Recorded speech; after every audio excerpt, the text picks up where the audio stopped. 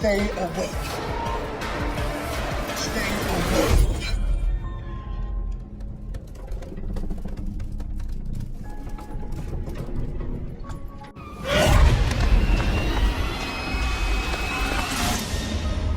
The film begins in a small house where a girl is sleeping deeply. Suddenly, she hears some strange and terrifying noises. Gathering her courage, she follows the sound and realizes it's coming from her parents' bedroom. The door is half open. The girl slowly reaches out her hand, but just then, her mother opens the door and stops her, telling her not to look inside, but it was already too late. The girl's eyes catch a glimpse inside, and she sees her father's dead body. The story then shifts to the main character, Kate, who is a criminal psychologist. The police call her in to help with the murder investigation. The initial suspicion falls on the wife, Helen, who is believed to have killed her husband. Kate arrives at the scene and is shocked after seeing the corpse because the murder was brutal. The man's neck had been twisted with extreme cruelty. This makes the police believe the killer might be mentally unstable, and Kate's report will decide whether Helen goes to prison or is sent to a mental hospital. Kate tries to talk to Helen, but she doesn't say a word. After that, Kate meets Helen's daughter, Sophie, who is hiding under the bed out of fear. To gain Sophie's trust, Kate tells her she really likes her paintings. Slowly, Sophie opens up and reveals that her grandfather warned her not to tell anyone the truth, otherwise her mother would be thrown in jail. Kate promises that will never happen. That's when Sophie reveals that behind her father's death is a terrifying woman named Mara. Kate questions Helen again, and this time Helen explains that her husband hadn't been able to sleep for days. One night he suddenly broke down and confessed to having an affair. Helen thought about divorce, but stayed quiet for the sake of the children. That same night, she woke up and realized she couldn't move her body. With her own eyes, she saw Mara killing her husband. The police dismiss it as nonsense and believe that Helen committed the murder in a fit of rage. Kate also writes the same in her report, and the next day, Helen is sent to a mental hospital. Seeing Sophie being taken away from her mother, Kate feels deep regret because she had promised that she would never let this happen. That very night, strange things start happening to Kate as well. She suddenly wakes up and realizes her body's completely paralyzed. As she looks around, she sees a shadow of a woman leaving the room. Terrified, Kate jumps up, and when she turns on the light, she finds it was only a clothes hanger. But the real horror was just about to begin. Suddenly, Kate remembers one of Sophie's drawings. When she flips it over, she finds an incomplete address written on the back. Kate realizes that the key to the mystery lies at that very address, where she finds a drawing made by combining two torn pieces. On the back of that painting, it says, "To know the truth, meet Mr. Takashi." Hearing this name, Kate immediately goes to the address. She knocks on the door, but no one answers, so she slowly enters. When she goes into the bedroom and pulls back the bedsheet, she is horrified to see Takashi's corpse. The police arrive quickly, and the investigation reveals that Takashi had already been dead for a week. The most terrifying part was that the way he died was exactly the same as how Helen's husband had been killed. Even though there is no solid evidence, the police still suspect Helen and consider her the main culprit. But Kate feels that Helen alone couldn't possibly have the strength to break someone's neck. So she heads straight to the hospital where Helen was being held. At first, Helen doesn't say a word. That's when Kate shares the painful story of her own life. When she was a child, her mother suddenly developed a mental illness. Her father admitted her to a hospital, but a few weeks later her mother took her own life. Remembering that moment, Kate says that if she had stayed with her mom back then, maybe she would still be alive. Hearing this melts Helen's heart, and she begins talking about her husband's sleep disorder and his treatment. Helen explains that her husband had been struggling with sleep problems, which is why he joined a support group where people suffering from addiction and insomnia would gather. That's where he first met Kakashi. At first, everything seemed fine. But one day, strange red marks appeared in her husband's eyes. And after that, things started to spiral out of control. Around the same time, she saw Mara for the very first time. That same night, Kate goes to the support group Helen had told her about. There, the doctor explains that because of sleep disturbances, people often experience sleep paralysis when the body can't move, but the mind is still awake. Sometimes this comes with terrifying hallucinations, which people often mistake for ghosts or evil spirits pressing down on them. Meanwhile, the patients begin sharing their stories. Suddenly, a man wearing dark sunglasses says he feels like some evil spirit is constantly watching him. At first, he only saw it in his sleep, but now he sees it even while awake. Right then, another man named Doogie blurts out that the man is cursed. He warns that if the man falls asleep, he won't survive.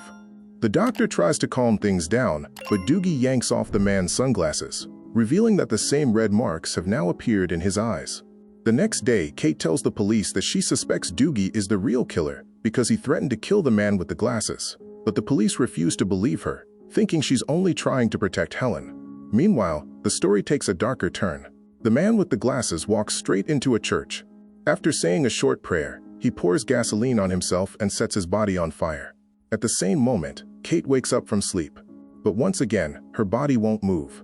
When she glances downward, she senses movement under the table. Just then, her phone rings. It's a call from the police. The police tell that the man wearing glasses set himself on fire. And now, Doogie has been brought to the police station for questioning. No matter how much the police question him, Doogie doesn't answer anything. Then Kate mentions Mara's name, and the moment she says it, Doogie starts talking. He says that Takashi saw Mara first. At first, he thought Takashi was crazy, but one night, Doogie himself saw Mara with his own eyes. He goes on to explain that Mara first marks a person, and then gradually takes their life. The police still believe Doogie was the real criminal, but because there was no evidence, they had to release him. Suspicion now pointed at Doogie, so the police ordered Helen to be sent back home. Seeing Helen, Kate is reminded of little Sophie and feels even guiltier. She resolves that she will find the truth, no matter what. That night, Kate sits alone in her room. She falls asleep inside a flood of guilty thoughts and doesn't notice when she actually drifts off. Suddenly she wakes and sees a woman slowly approaching her. Just as the woman is about to reach Kate, Kate's body begins to shake again. She rips the curtain open, but there's no one there. At first, she thinks it must have been a hallucination. But when she looks at herself in the mirror, she sees the same red mark in her eye. To learn the truth, Kate sneaks into the police office. There, she finds Doogie's address and the real CCTV footage of Helen's death. The video clearly shows an invisible force snapping Helen's neck, and beside her, a black shadow standing nearby. To understand the mystery, Kate goes straight to Doogie's house. Doogie tells her that Mara attacks people in 4 stages. First, the person becomes paralyzed in sleep and sees Mara. Second, a red mark appears in the eyes. Third, Mara begins to touch the victim's body. And fourth, even when awake, the person continues to see Mara, and the next time they sleep, their death is sealed. Doogie says Mara only attacks during deep sleep, so he sets an alarm every 20 minutes so he can't fall asleep. But Kate thinks his story is just a mental delusion. Hearing that, Doogie grows furious and says that if they don't discover the connections between the people Mara has chosen, both of them are certain to die. Kate, frightened, runs away from there. As she leaves, Doogie warns her not to fall asleep under any circumstances. But Kate ignores him and goes home where she falls asleep. As soon as midnight strikes, her body becomes paralyzed again, and she sees Mara standing in the room. This was the 3rd stage Doogie had warned her about. The next morning, Kate gets a call from Doogie. He tells her that he accidentally overslept during the night and has now reached the 4th stage. Mara appears to him all the time now, and he begs Kate for help to save his life. But in order to stay awake, he chose the scariest method. He picked up a pair of scissors and brought them close to his eyelids. Kate arrived just in time and admitted him straight to a volunteer hospital. The doctors shifted him into a room filled with cameras so that any disturbance could be caught immediately. They gave him medicine to put him to sleep. Before dozing off, Doogie confessed his past mistake to Kate. Back when he was in the army, an innocent girl was killed by his bullet. That guilt had always weighed heavily on his heart. A little while later, Kate also fell asleep on the couch. Suddenly, commotion broke out in the monitoring room. The camera showed the mysterious spirit, Mara, standing right beside Doogie's bed. By the time the doctors rushed inside, Doogie had already taken his last breath. But Mara didn't stop there. She began strangling Kate. Luckily, the doctors woke her up in time and saved her life. Soon after, the police arrived at the scene. When the doctors showed the camera recordings, everyone was shocked. This was something beyond science. Just then, news arrived that Sophie had also been admitted to the hospital. Kate realized that Mara had now targeted Sophie, and she too had reached the 4th stage. Kate warned Sophie's grandfather not to let her sleep under any circumstances, but he dismissed her words as madness and ignored her. Feeling hopeless, Kate went to Doogie's house looking for clues. After going through papers and photographs, she noticed a pattern. Mara only attacked those who blamed themselves for some mistake or crime. For example, Helen had always cursed herself over her husband's death.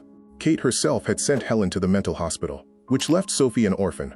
The man in the black sunglasses was his mother's killer, and Doogie was responsible for a girl's death. In that same list, Kate saw another name, Takahashi. But seeing it left her shocked, because the man was a total stranger to her. The police explained that Takahashi had once been a chef at a hotel in Japan. He had sold cheap contaminated fish, which caused the deaths of 38 children. After that tragedy, he fled overnight to this city. It was this crushing guilt that drew Mara toward him. Slowly, Kate realized there was only one way to save Sophie. She had to free her from her guilt. Just then, the police reminded Kate that she had promised Sophie she would never leave her alone. But Kate had failed to keep that promise. That broken vow was the guilt weighing Sophie down even more. Kate immediately got into her car and drove toward the hospital, but she was so exhausted in the way that she dozed off. When she woke up, both her eyes had turned red. She too had entered the fourth stage. She quickly got off the vessel and ran straight to the hospital. But when she glanced back, Mara was standing right behind her. Her heart pounded in fear, but Kate didn't give up. She sprinted to Sophie's room. The moment she entered, the light suddenly went out, and Sophie froze as if her soul had been bound. Mara began moving toward her slowly. Kate shouted Sophie's name with all her strength. At the very moment Mara was about to grab her, she suddenly vanished. In truth, Sophie had finally let go of the weight in her heart. She had forgiven Kate. Seeing Sophie safe, Kate collapsed into a chair and fell asleep from exhaustion. In the morning, the police woke her up. Smiling, Kate turned towards Sophie and greeted her. But then Sophie turned around. Her eyes were now completely black. In a cold voice she said, "I may have forgiven you, but my mother never will." At that very moment, Helen appeared in the room. The police and her companions gasped, pointing toward Kate. The truth was, Kate had never freed herself from her guilt about Helen. The very next moment, Kate jolted awake in shock. But it wasn't a dream. Mara was slowly advancing toward her. And this is where the story teaches us a bitter truth. The weight of sin doesn't just haunt a person. It can sometimes become the very reason for their destruction. Let me know your thoughts. Also subscribe to this channel for more horror stories like